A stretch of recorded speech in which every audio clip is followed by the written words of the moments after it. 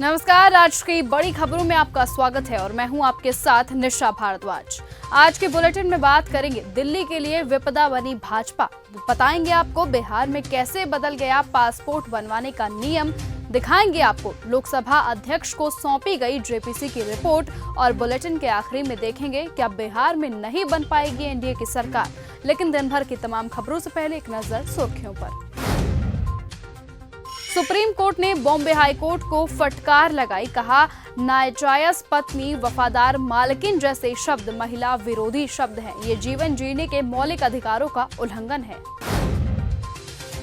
BJP बोली गौरव गोगोई की पत्नी के आईएसआईएस से कनेक्शन है। कांग्रेस सांसद बोले तो मैं आरएडब्ल्यू का एजेंट हूं। असम सीएम ने जांच की मांग की।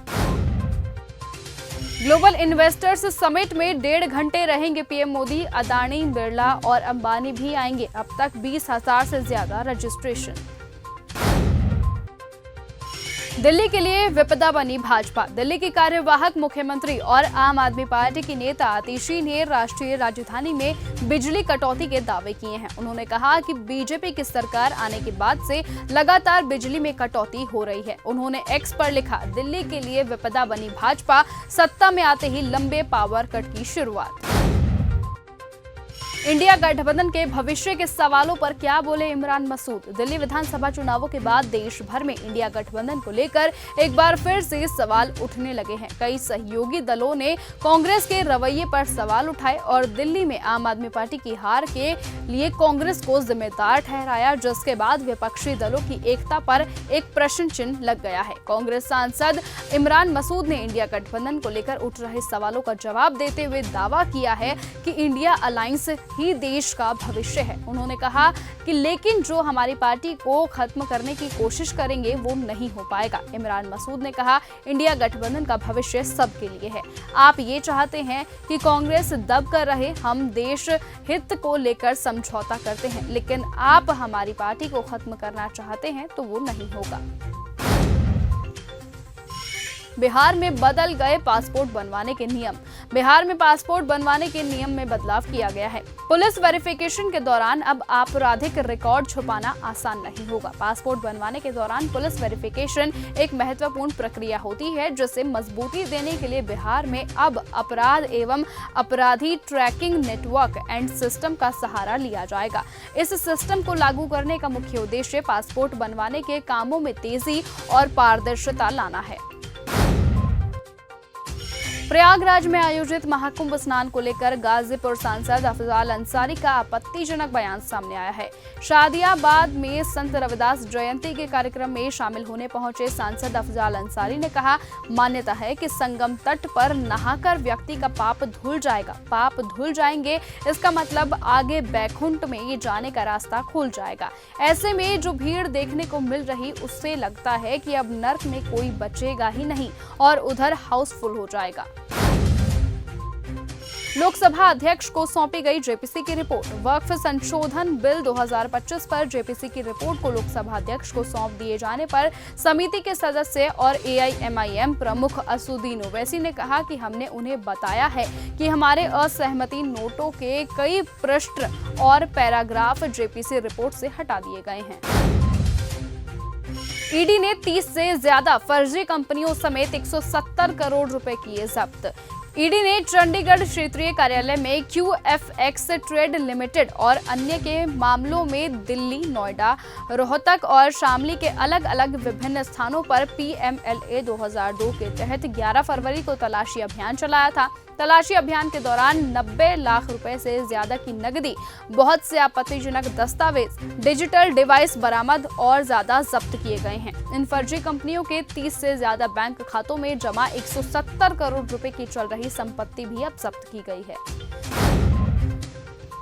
क्या बीजेपी से नाराज है एकनाथ शिंदे? मुख्यमंत्री देवेंद्र फडणवीस की ओर से बुधवार को एक बैठक बुलाई गई। अहम बैठक में उप मुख्यमंत्री एकनाथ शिंदे अनुपस्थित रहे। इससे राजनीतिक गलियारों में चर्चाओं का बाजार काफी गर्म हो गया है। इससे पहले भी एकनाथ शिंदे, जो सूबे के उप मुख्यमंत्री हैं, उन्होंने कैबिनेट की 2 बैठकों में शामिल नहीं हुए थे और एक कैबिनेट की बैठक के पहले उन्होंने अपने मंत्रियों की बैठक कर ली थी। इन सबसे इस बात की अटकलें लगाई जा रही हैं कि एकनाथ शिंदे नाखुश हैं और कैबिनेट में शामिल न होने जैसी हाल की घटनाओं ने इन चर्चाओं को और हवा दे दी है। अमानतुल्लाह खान की मुश्किलें और बढ़ी। दिल्ली वक्फ बोर्ड से जुड़े मनी लॉन्ड्रिंग केस में आम आदमी पार्टी के ओखला से विधायक अमानतुल्लाह खान के रिहाई के आदेश को चुनौती देने मामले को लेकर हाईकोर्ट ने नोटिस जारी किया है। हाईकोर्ट ने ईडी की याचिका पर अमानतुल्लाह खान को नोटिस जारी किया है। हाईकोर्ट ने निचली अदालत से कहा कि मामले की सुनवाई हाईकोर्ट में पूरी होने तक वो सुनवाई टाल दे। हाईकोर्ट में मामले की अगली सुनवाई 21 मार्च को रखी गई है। ईडी ने दलील दी है कि अमानतुल्लाह खान के खिलाफ मुकदमा चलाने की मंजूरी की आवश्यकता नहीं थी। आतिशी ने क्यों कहा दिल्ली को यूपी बना रही है बीजेपी। दिल्ली में बीजेपी की सरकार आने के बाद से पूर्व मुख्यमंत्री और आप नेता आतिशी ने पहली बार प्रेस कॉन्फ्रेंस की है। उन्होंने पीसी के दौरान बीजेपी पर हमला बोला और बिजली कटौती को लेकर बीजेपी पर सवाल खड़े कर दिए। उन्होंने पूछा, पिछले 3 दिनों से दिल्ली के अलग अलग हिस्सों से लंबे पावर कट्स की शिकायतें आ रही हैं, जिनमें मोहनगाड, राधेपुर, विकासपुरी, आनंद पर्वत, मलकागंज, तिलक नगर, उत्तम नगर, विकास नगर एक्सटेंशन आदि इलाके शामिल हैं। आतिशी ने कहा कि बीजेपी को सरकार चलानी नहीं आती है और जिन राज्यों में बीजेपी की सरकार है उन राज्यों में बिजली का बुरा हाल है। आतिशी ने कहा कि बीजेपी दिल्ली को उत्तर प्रदेश बनाने का प्रयास कर रही है, जहां घंटों घंटों पावर कट रहता है। रणबीर इलाहाबादिया और समय रैना पर भड़क उठे Baba Bageshwar. India's got talent show इस समय सुर्खियों में है। इस शो में दिए गए विवादित बयानों के कारण समय रैना और रणबीर इलाहाबादिया पर मामला भी दर्ज हुआ है। इस शो में की गई अश्लील टिप्पणियों पर बाबा बागेश्वर ने एक बड़ा बयान दिया। बाबा बागेश्वर ने कहा कि हमारी सनातन संस्कृति के साथ में जो भी खिलवाड़ कर रहे हैं, निश्चित रूप से ये निर्दयी हैं, देशद्रोही हैं। इन लोगों पर सरकार अपना शिकंजा कस रही है। हम लोगों से एक ही प्रार्थना करेंगे और कहेंगे कि वेट एंड वॉच। बाबा बागेश्वर ने कहा कि ऐसे लोगों को ऐसा सबक सिखाना चाहिए कि इनका हृदय और मन से साफ कर देना चाहिए। समय रैना के सपोर्ट में आए अली गोनी। कॉमेडियन समय रैना अपने शो इंडियाज गॉट टैलेंट को लेकर मुश्किलों में घिरे हुए नजर आ रहे हैं। वहीं कुछ सितारे ऐसे भी हैं जो समय रैना को सपोर्ट करते हुए नजर आ रहे हैं। इनमें से एक नाम है टीवी एक्टर अली गोनी। अली गोनी ने इस मामले पर अपनी बात रखते हुए कहा कि समय को माफ कर देना चाहिए। अली ने अपने एक्स अकाउंट पर ट्वीट करते हुए लिखा, समय को लेटेंट के सभी एपिसोड हटाने के लिए उन्हें मजबूर किया गया। ये अच्छा नहीं है। उस एक एपिसोड को हटा देना चाहिए था बस। उन्होंने इस शो को सक्सेसफुल बनाने के लिए कड़ी मेहनत की है। वक्फ बोर्ड संशोधन बिल को लेकर भड़के आप सांसद संजय सिंह। वक्फ संशोधक विधेयक पर विचार करने के लिए बनाई गई संयुक्त संसदीय कमेटी यानी जेपीसी की रिपोर्ट गुरुवार यानी 13 फरवरी आज राज्यसभा में पेश कर दी गई। इसको लेकर अब विपक्षी सत्ता पक्ष पर हमलावर है। आम आदमी पार्टी के राज्यसभा सांसद संजय सिंह ने कहा, मैं जेपीसी का सदस्य रहा था। ये अफसोस की बात है कि विपक्ष ने असहमति नोट दिया और विरोध दर्ज कराया, लेकिन उनके विरोध को शामिल नहीं किया गया। आपने जेपीसी रिपोर्ट को मजाक बना रखा है। आप हमारी राय से सहमत हो सकते हैं या असहमत हो सकते हैं, लेकिन लोकतंत्र के अंदर हर पार्टी को अपनी अपनी राय देने का हक है। उसको आप कूड़ेदान में कैसे डाल सकते हैं? बिहार में नहीं बन पाएगी एनडीए की सरकार। 2025 में बिहार में विधानसभा का चुनाव होने वाला है। भारतीय जनता पार्टी के नेताओं का दावा है कि बिहार में एनडीए 225 सीटों का आंकड़ा छू लेगी। ऐसे में बिहार में एक बार फिर से एनडीए की सरकार बनेगी। तमाम दावों के बीच अब आरजेडी सुप्रीमो लालू प्रसाद यादव ने बड़ी भविष्यवाणी कर दी है।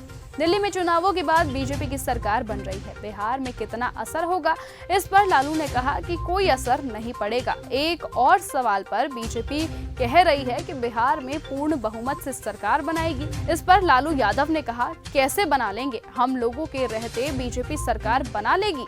बीजेपी को लोग जान गए हैं। न्यू इनकम टैक्स बिल पर क्यों ला रही है केंद्र सरकार?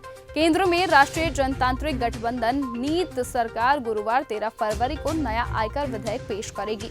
इससे पहले उत्तर प्रदेश के पूर्व मुख्यमंत्री और समाजवादी पार्टी के राष्ट्रीय अध्यक्ष अखिलेश यादव ने प्रतिक्रिया दी। कन्नौज सांसद ने सोशल मीडिया साइट एक्स पर प्रतिक्रिया देते हुए नया विधेयक पेश करने की वजह बताई है। सपा सांसद ने लिखा, कई लाख करोड़ के बजट के बाद भी जनता के चेहरे पर आई मायूसी से ध्यान हटाने के लिए अब ला रहे हैं नया बिल। सबका ध्यान भटकाने के लिए, बाकी जनता समझदार है। क्या रमजान में ईरान पर आएगी कयामत? अमेरिकी राष्ट्रपति डोनाल्ड ट्रंप के कार्यकाल में जहां गाजा से यूक्रेन तक शांति की चर्चाएं तेज हैं, वहीं अमेरिकी इंटेलिजेंस की एक रिपोर्ट चौंकाने वाली है। अभी गाजा युद्ध विराम के बाद मध्य पूर्व में पूरी तरह से शांति भी नहीं आई थी कि रिपोर्ट्स ने खुलासा किया है कि इजराइल इस साल ईरान में कयामत लाने का प्लान बना रहा है, जिसकी वजह से पूरा मध्य पूर्व बर्बाद हो सकता है। तो फिलहाल आज के इस बुलेटिन में सिर्फ इतना ही। देश और दुनिया की तमाम बाकी खबरों से ऐसे ही जुड़े रहने के लिए आप बने रहें और देखते रहें चैनल न्यूज़ गंगा। नमस्कार।